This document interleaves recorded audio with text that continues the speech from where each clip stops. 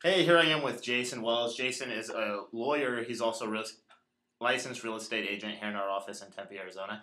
And I wanted to talk with Jason a minute today about arm's length transactions. A lot of these short sales that we're getting will get approval letters from the banks, and they want the homeowners to basically sign saying that there's no benefit of the transaction to them. So, with that being said, Jason, to put you on the spot here on the camera, what's your legal take on the arm's length affidavit? The arm's length affidavit is, I think it's bunk. I think it's ridiculous that they require it. In my view, the arm's length affidavit amounts to essentially a restraint on alienation, or restraint on trade. Really, it's not up to the bank what's going to happen after the transaction is done. They shouldn't be able to put in any qualifications that say, okay, you are the one selling it. Josh is selling the house, and so me as the buyer, if I'm buying it, I cannot lease it back to you. That's contractual obligation to you that's now being placed on me, who's not a party to the contract. Okay. So why would they even do that? I mean, just to screw a homeowner? The banks are doing that because they don't want to have a flood of situations where people are doing lease options, where you are going to sell just because, well, it's a lot cheaper to sell, but now I don't have to lose my house. So you sell it to me, who is an investor, and the whole plan is I will just lease it back to you, and then you'll buy it in 2 or 3 years after your credit's repaired for a much cheaper amount of money. That's really what they're trying to stop. But But a lot of these clients we're running into are already in their notice of default when they come after us. So, clearly it's not because I can see that happening, a flood of strategic defaults coming where people are trying to take advantage of the system. But sure. What's preventing me as a realtor from going to someone who's a month from their sale date and saying, hey, I have an investor that can buy your house. He'll run it back to you until you can buy it back in the future. I mean, how's that damaging the bank? Well, it's not. And see, because here's the thing. The bank's going to lose it anyway, whether they lose it to the investor who then leases it back or not.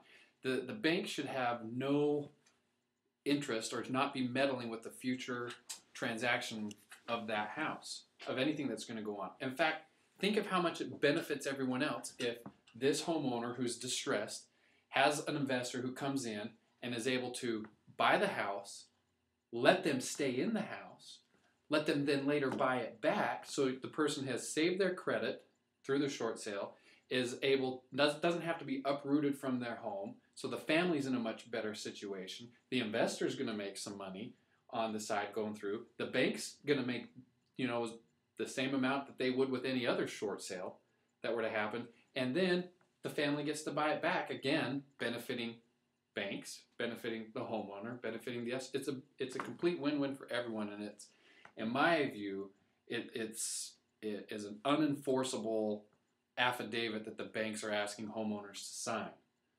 So that being said, does that mean they are prohibited by law from asking? No, they can ask for it. And a lot of times in contract law, you have provisions in a law where the bank or whoever's made it can say, look, Josh, you signed it, you agreed to it, you have to stick to it. But in reality, those provisions aren't enforceable. Mm-hmm. And that's the way I view these arm's length things, because it is a restraint on trade, a restraint on alienation of that property. Mm-hmm. Okay. Now, I, Joshua Gaiman, am definitely not endorsed to give legal advice. Jason is an attorney. That being said, hire Jason and get particular financial or legal advice in your matter. But generally speaking, Jason, if I as a real estate agent have a deal, and let's say it's with Wells Fargo or Bank of America or the bank doesn't matter, and they make me sign as the agent something that says I don't know of any other agreements between buyer and seller, and there is an investor that's going to buy the house and he is going to rent it back to the seller. Now, what would the bank do? How would they find out that happened?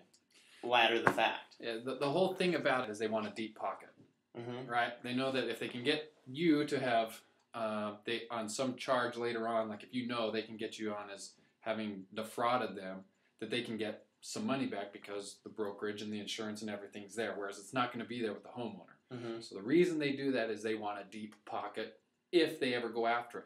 Now the thing of it is just what you pointed out. How are they ever going to know? I mean, there's so many things going on right now that the banks are having to deal with in terms of keeping track of everything. In order for this to be tracked, unless the same bank that's lending, that's the seller's bank, and the same bank for the buyer, if it's the same bank, now there's more chance they're going to know. But a lot of times these investors are buying with cash anyway, so there isn't another bank, which means that bank then has to track your movements, the homeowner's movements, for the next who knows how long to see if you ever come back to it. Right. And with the foreclosures they're dealing with right now, they probably don't have time to hire more $10 an hour employees to go investigate. Now, I'm by no means saying that go out there and do this, that's exactly what should be done, just ignore whatever they say. But the realities of it are is how are they going to follow it? They're going to have some mechanism in place to do it. And will they do it? Yeah, they might. I don't know. But right now, do they have anything in there that's following up on people who've short sold, following up to see if they're still in the house? They don't have any such mechanism right now. Their money's probably better spent elsewhere anyways for the time being, dealing with all the foreclosures that they're inevitably seeing. Our money that they're using, you mean? Our money, right. From the bailouts? Of course. Wow. Pretty ridiculous. So there it is. We'll see what happens. I think me and Jason were talking the other day, and I think really what we need to see is we need to see, and surely I'm not going to be the one that does it, but we really need somebody, the market as a whole, needs someone to push it so we have a case so that we can go back and they have some case law to look at in the future and really see what the court will say. For sure, because that's a lot of why we're seeing the things we're doing is because the law is so unclear on much of this, and the banks are afraid to take the step because they don't want an adverse judgment against them, and homeowners just don't have the money to go and fight it through.